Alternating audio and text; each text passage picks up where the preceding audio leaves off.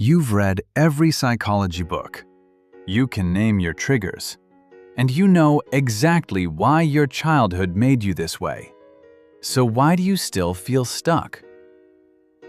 Understanding your trauma is often just a sophisticated way for your brain to avoid actually feeling it. Today, we are exploring why intellectualization is one of the most powerful defense mechanisms, because it can mimic healing while quietly keeping you trapped in your head. If you are new to this channel, we encourage you to subscribe and give the video a thumbs up. This is the paradoxical truth. A person can know their trauma story in remarkable detail and still remain emotionally bound by it. They can explain their attachment style, identify their family dynamics, describe the roots of their fear, and speak with impressive clarity about why they react the way they do. Yet their body may still tighten in the same situations, their relationships may still repeat the same patterns, and their emotional life may still feel painfully unchanged. This is what makes intellectualization so deceptive. It sounds like progress because it sounds like insight. But insight by itself is not always transformation. Intellectualization is a defense mechanism in which a person shifts away from the rawness of feeling and moves toward explanation, abstraction, and analysis. Instead of directly experiencing grief, shame, rage, helplessness, or fear, the person studies those states from a distance. They turn pain into theory. They describe it, categorize it, interpret it, and often do so brilliantly. The mind discovers that it is safer to discuss the wound than to touch it, safer to analyze vulnerability than to enter it, safer to become an expert on the self than to risk being emotionally undone by the self. There is a reason this defense can feel so convincing. It is not foolish. It is intelligent. In fact, it is often the strategy of people who are highly reflective, articulate, and psychologically curious. For many people, especially those with trauma histories, thinking deeply about their pain becomes a survival tool. Thought creates distance, and distance creates control.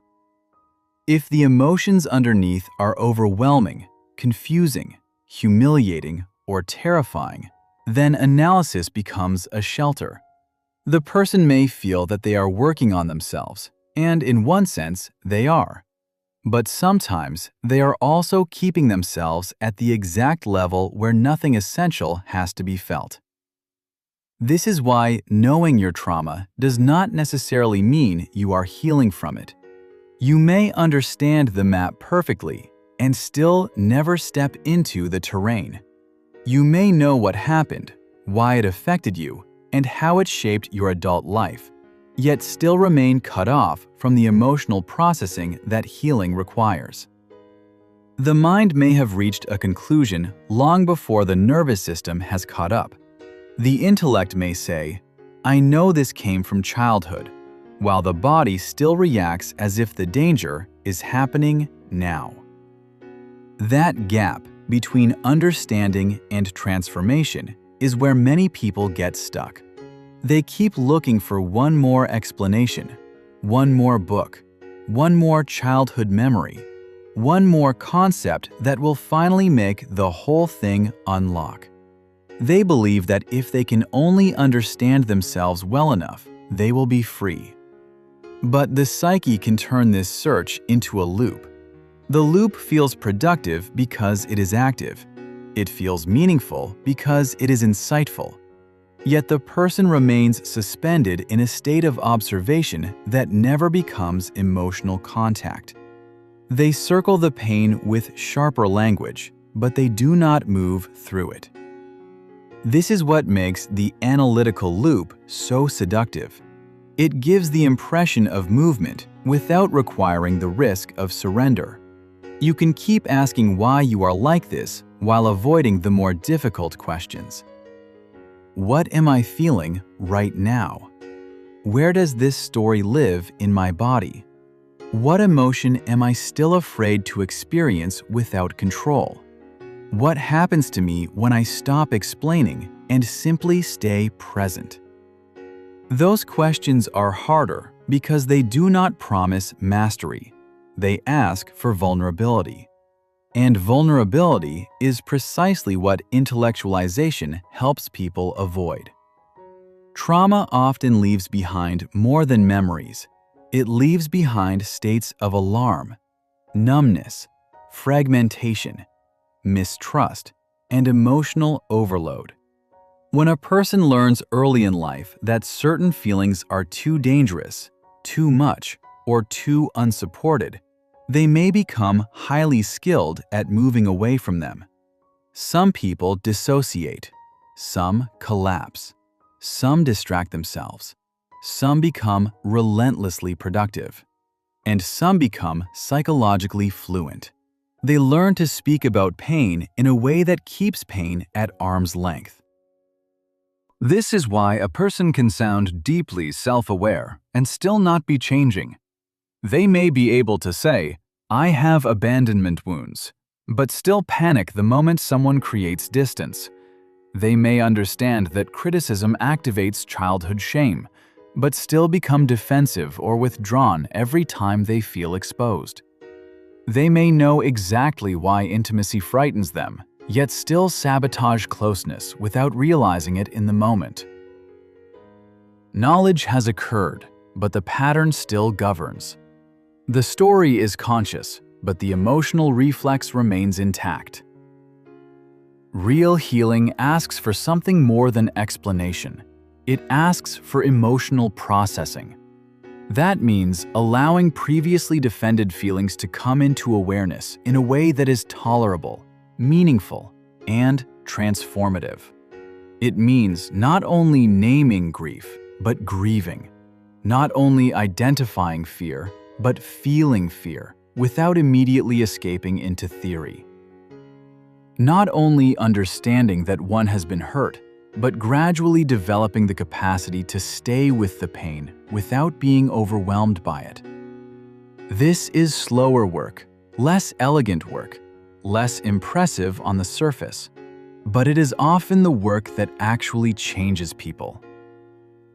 The body plays a central role here, which is one reason pure insight can only take us so far. Trauma is not stored only as a narrative.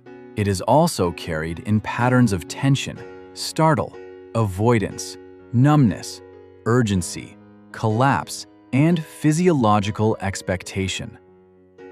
A person may consciously know that a present situation is safe, but their body may still organize itself around old danger. That is why healing often requires more than talking.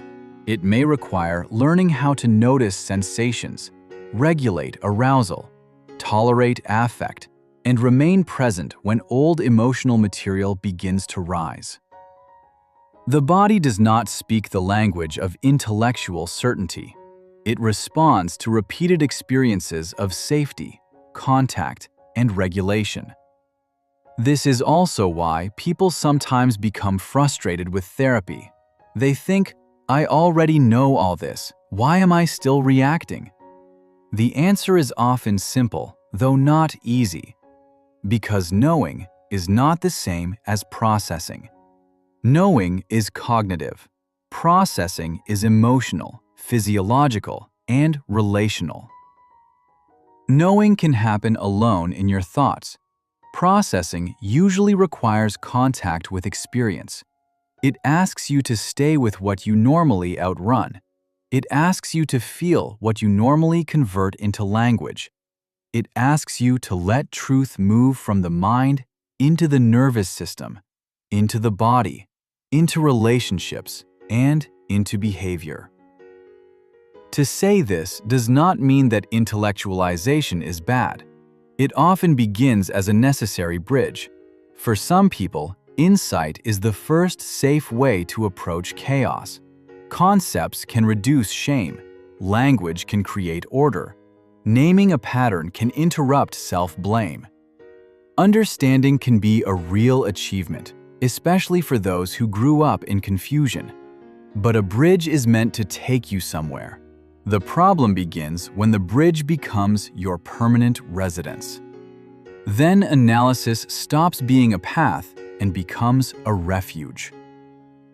Healing begins to deepen when the person becomes willing to trade some explanation for contact. That may mean noticing the moment you begin giving a polished account of your trauma and asking yourself what feeling is being bypassed right now. It may mean recognizing that your most articulate narratives often appear exactly when you are close to tears. It may mean letting silence enter the conversation instead of filling every emotional space with interpretation. It may mean allowing yourself to feel sadness before converting it into theory, or fear before converting it into diagnosis. This kind of work is humbling because it requires a different kind of courage. Intellectual courage says, "I will understand." Emotional courage says, "I will feel." The first gives clarity. The second gives change. Both matter, but they are not the same. Many people have enough insight to describe the architecture of their pain with precision. What they have not yet developed is the capacity to sit inside that architecture without fleeing upward into thought. That is why the real question is not whether you understand your trauma. The real question is whether your understanding has become a bridge to experience or a wall against it. Has your insight helped you feel more honest, more present, more flexible, and more alive? Or has it helped you maintain distance while calling that distance growth? Has it brought you closer to your emotional life, or has it simply made you more fluent in describing why you cannot enter it? Knowing your wound is not the same as tending it. Describing your pain is not the same as processing it.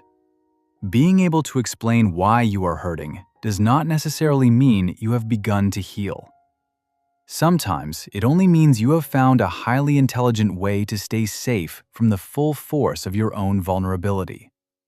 Real healing begins when knowledge stops being a hiding place and starts becoming a doorway, not just into insight, but into feeling, contact, and change.